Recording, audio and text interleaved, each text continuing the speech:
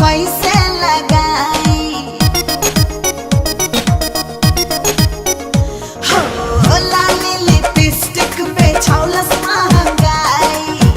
फेर लभली हम कैसे लगाई महंगाई गायन से हमरा एको पल ना पटी महंगाई गायन से हमरा एको पल ना पटी हाँ पटी एक रात के कमाई में जीएसटी कितना कोटी एक रात के कमाई में जीएसटी कितना कोटी एक रात के कमाई में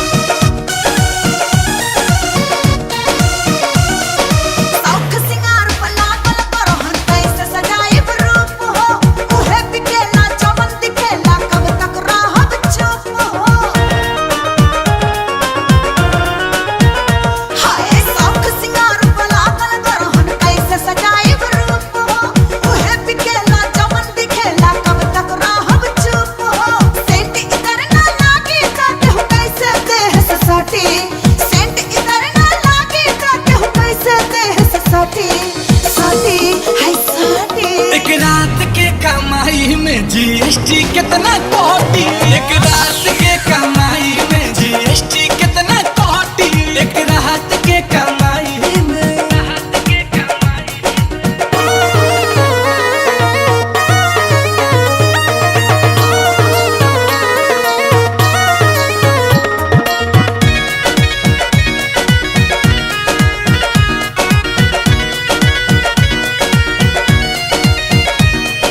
गिफ्ट में तोहके हर सामान हम सिंगार के ले आईबो लाइफ स्टाइल बदलब तो हर तोहरे बदे कमाईबो ए सुना गिफ्ट में तोहके हर सामान हम सिंगार के ले आईबो लाइफ स्टाइल बदलब तो हर तोहरे बदे कमाईबो प्यार करब खुल्ला खुल्ला चाहे होई मुनाफा घाटी प्यार करब खुल्ला खुल्ला चाहे होई मुनाफा घाटी अरे घाटी एक रात के कमाई में जीएसटी कितना कोटी एक रात के कमाई में जीएसटी कितना